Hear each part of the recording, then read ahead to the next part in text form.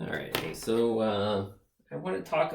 I want to give one more example of piecewise functions because I think this is something there's the one part about it. It's a little subtle. It's kind of easy to misunderstand it, but I think maybe with a better example to sort of uh, just sort of illustrate it. If you can understand, I'm going to say some more about this example. I graphed most of it, but there's one part that I haven't graphed yet, and if you can understand and follow this explanation, then all the examples in algebra class are you use the same sort of process for the same sort of reason. It's just this particular example is a lot more concrete and easy to relate to. So one thing about algebra is what I'm using here is as a metaphor is like it's like a piecewise function. You drive your car at a certain on the highway at this a fixed, more or less constant, the same speed the whole time, and you use gas at a fixed rate, and then you fill your gas tank up very, very quickly. And as an oversimplification, let's just say that you can fill your gas tank up instantly at one point in time. So you have this much gas when you start driving in the morning. And in this story here, what I'm saying is I start driving 5 hours before noon. At noon, I instantly refill my gas tank. So exactly at noon, I have a full tank, and I drive another 5 hours. So for a little more information, I say, well, I'm giving you this piecewise function that sort of captures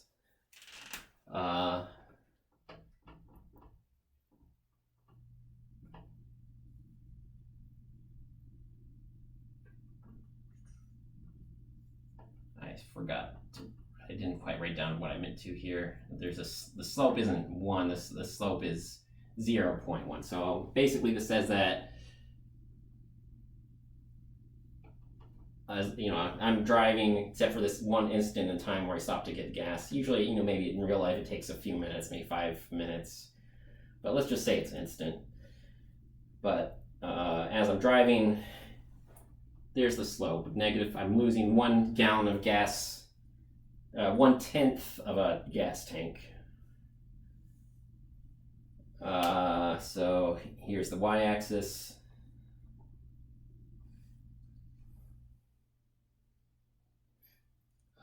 So here and I've almost graphed the entire function, but I'm not quite done yet. So yeah, every hour I'm losing 1/10 of a gallon of gas. That's roughly, you can drive for maybe about 10 hours on a full tank, something like that. And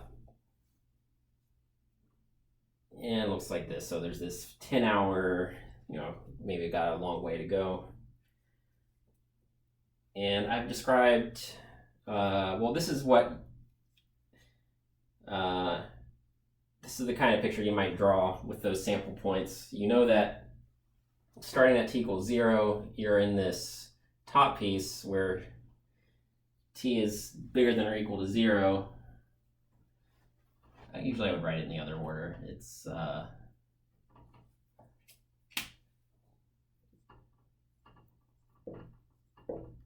t is less than or equal to 5, but it's bigger than 0.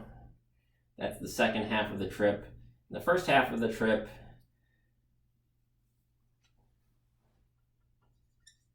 so there's a comma there, but so t is bigger than or equal to -5. That would be 5 hours before noon. That'd be 7 in the morning. Pretty rough day. But yeah, so I had 60% of a tank of gas. At time t equals -1, I have 20% of a tank of gas. And well, what happens is at exactly noon, at time t equals 0, I instantly have a full tank. I fill the tank up, and then going forward, I'm like that. So what's the issue here? What's the problem? Well, the problem is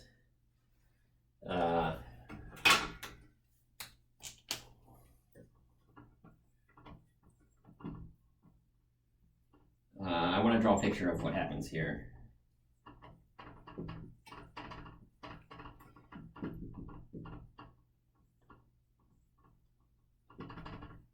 And if you sort of think about it, well, like the pattern is I'm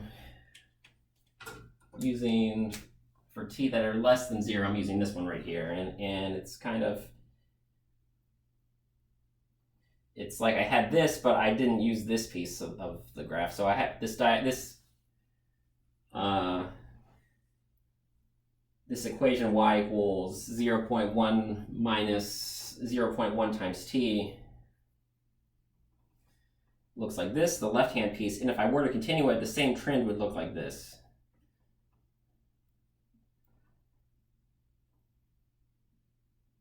So we know that there's that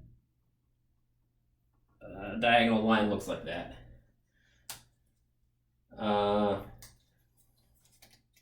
But in the context of this word problem, what's happening? How much gas is in my tank for that 1 hour between 11 o'clock and noon?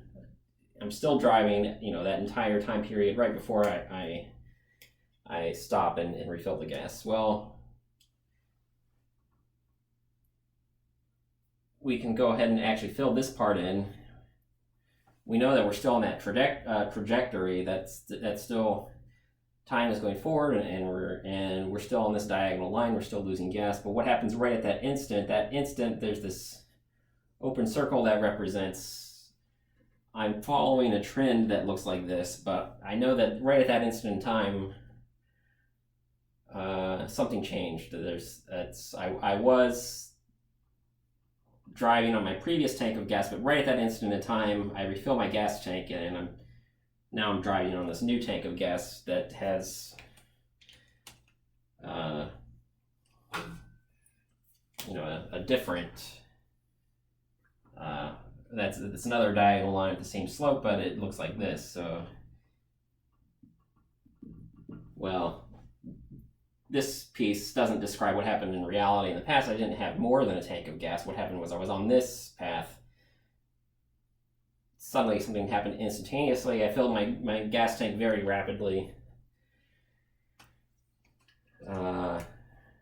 And then this piece describes what's actually happening in reality. And then these two pieces, well, sure, I could, geometrically, I can draw a line.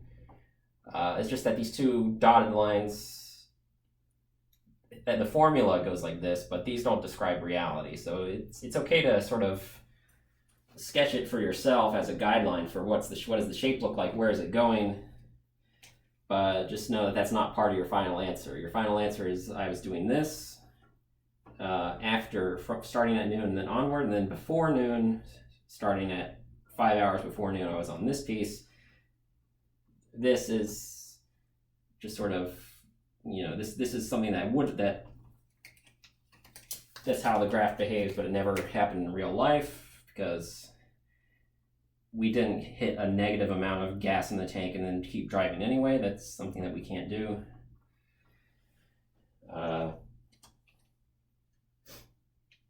So all kinds of things. This is the part that really trips people up. If they have a piecewise function, they know that this one's inside the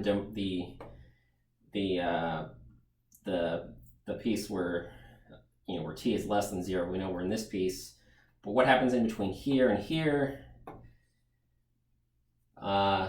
This piece we usually don't have trouble with because they know that it really is how it behaves. When t is exactly equal to 0, we know that this piece goes all the way up and stops right at that high point. But what you want to do is, if you know that you have a very nice, smooth path for this other piece, if you know it's smooth all the way, but if it trades off right at that point, then go ahead and actually plug that into the left, just go ahead and plug that number into this function, and because it's just a diagonal line, that will just tell you where you were headed. And instead of putting a closed dot, you put in a little open dot, because you know that this is where you were headed, and then suddenly you very rapidly fill up your gas tank. So you were headed towards having only 10% of a tank of gas, but then right at that instant in time, your gas tank was filled. In real life, it would take 5 minutes maybe, but for the purposes of algebra class, it happened very rapidly, and we sort of simplify that by just making it as a piecewise function with two pieces. So here's the actual problem on the homework. That I'm pretty sure there are going to be a lot of misconceptions about this, and I hope that this helps you see the big picture in a way that you can relate to it. Well, here's the question, and the answer is this. So it's tempting to do something incorrect, like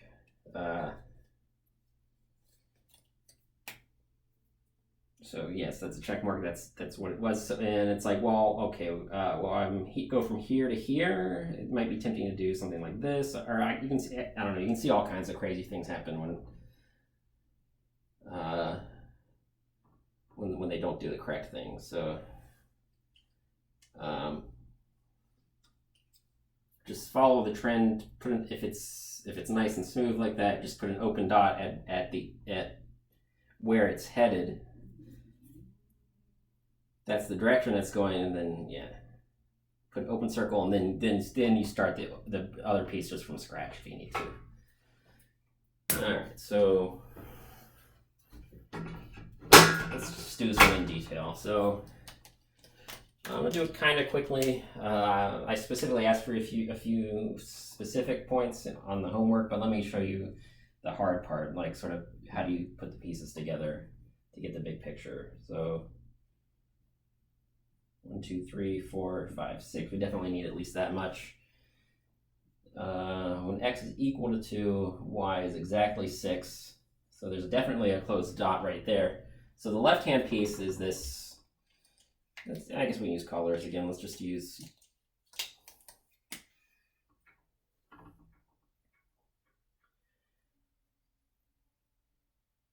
So when x is equal to 2, it's not this, but for every x that's less than 2,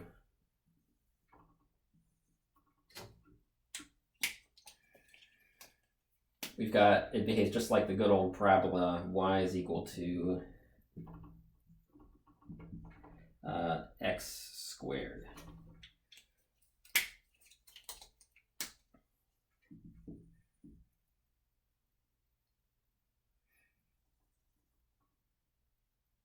So it's kind of flattens out, but then it curls upward, and if I'm being really, really artistic, I want to make sure this one's nice and smooth down at the bottom. But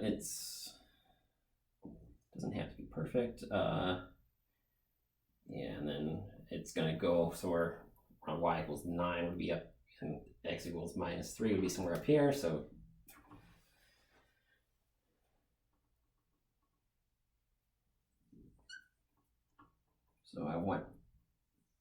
so that's what the open circle represents. This is the path that I was on, but for that entire journey, the output of the function follows this parabola, but right at that instant in time, we jump up to something else.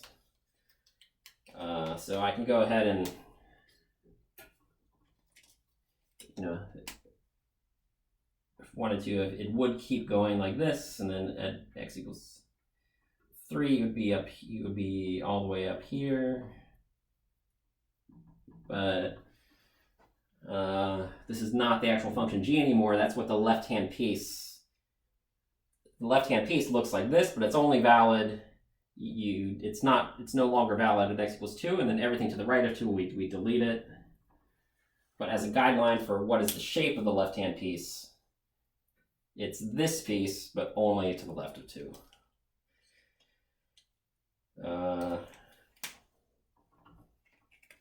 We got this piece, we got that piece, and then we can do blue or maybe red. I guess red's fine. Red's maybe easier to see. So let's do that one. So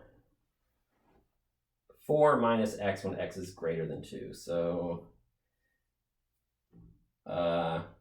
like I said, this piece is not at x equals 2. We know that it's a diagonal line. And we know that the equation itself is not valid when x is equal to 2, but everything up to but not quite including it, for x is larger than 2, I'm on this. So the pattern is not valid for the actual function, so I'm just very, as faintly as I can. That's a guideline that says what does it look like? Well, this x-axis, it goes all the way out to 4 or 5. It could keep going. So when x is 4, yes, we're inside of this piece still. We get this point, we get this point, eventually we get negative y, so we get stuff like this.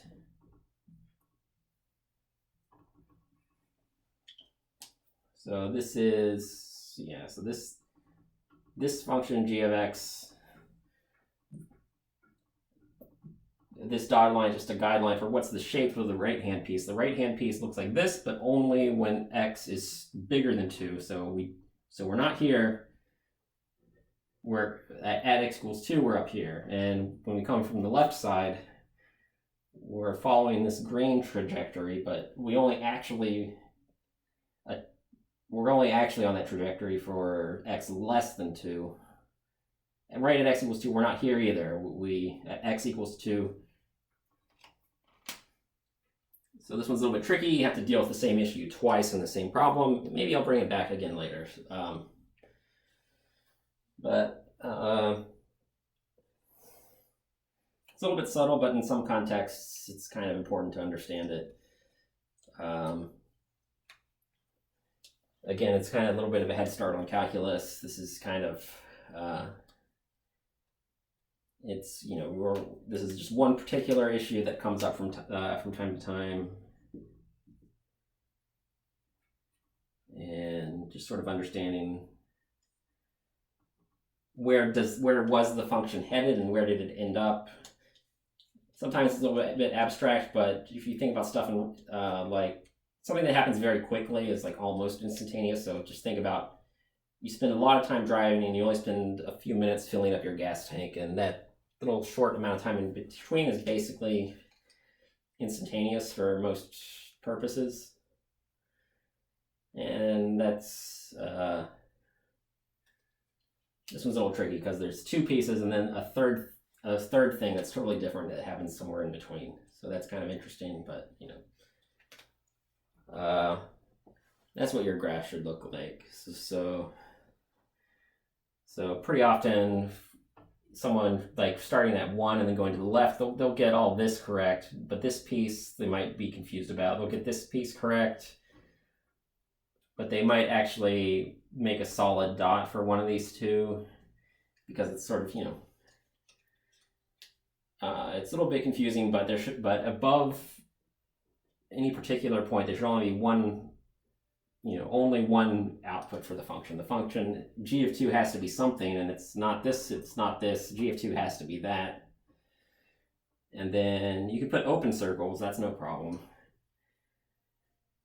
That just means whatever was happening as I go towards that, that's where I was headed. I was headed here, and then there's like something very weird happens that instant in time, and then something else happens in the future. All right, so I hope that helps. Yeah, so that's very common point of confusion.